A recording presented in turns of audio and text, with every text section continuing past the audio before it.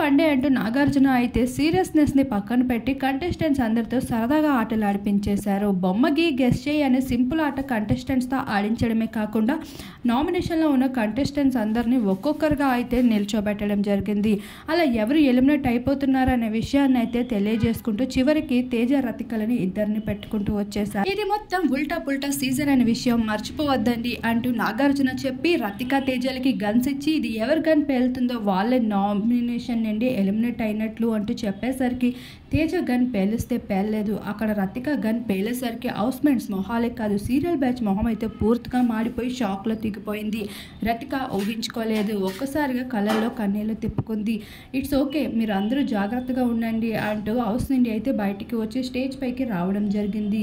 చూసుకున్నట్లు అయితే రతిక ఎట్టకేలకి హౌస్ నుండి బయటికి వచ్చేసింది. ప్రశాంత్ ఫ్యాన్స్ కోరుకున్నట్లే హౌస్లో మరో గ్రాండ్ లాంచ్ మరో 6-7 కంటెస్టెంట్స్ హౌస్ లోపలికి వచ్చేబోతున్నారు నాగార్జునతో.